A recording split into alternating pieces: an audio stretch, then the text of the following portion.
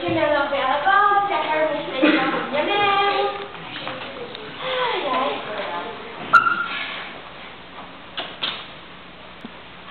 Nossa, irmão, como foi bom enquanto lá do Sentinela hoje domingo, não? Ah, não, foi uma beleza. Olha, foi o melhor domingo da minha vida, irmão do céu. Olha, você partiu de Espírito Santo, você também, olha, muito bom. Nossa, eu tô no fogo do Espírito Santo.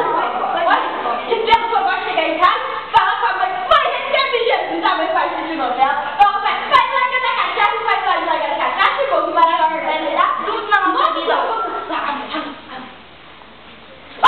chegamos! Chegamos, mãe, é isso? Aí, chegaram, vocês saíram do lado da manhã, chega agora em casa. Ah, fica quieto que eu vou assistir a minha novela. Ué, mãe, a gente foi lá na igreja, no encontro, lembra?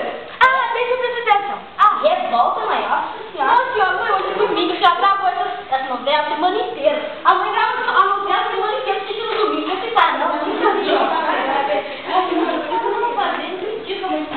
Ah, mãe, vai.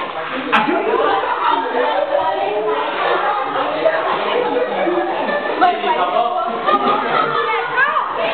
Esse negócio de moda. Vem cá.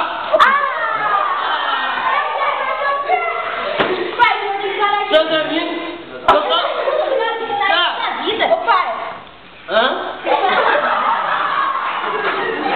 Não, não vai. Não, não é nada, não. Que coisa mais.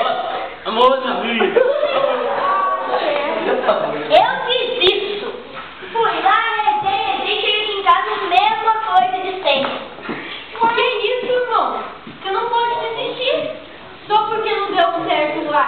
Você não foi, não recebeu o Espírito Santo? Fui. Você se esqueceu da semente que foi lançada no sábado, da palavra de Deus? Você vai deixar que a semente ser lançada no meio do caminho? Eu não.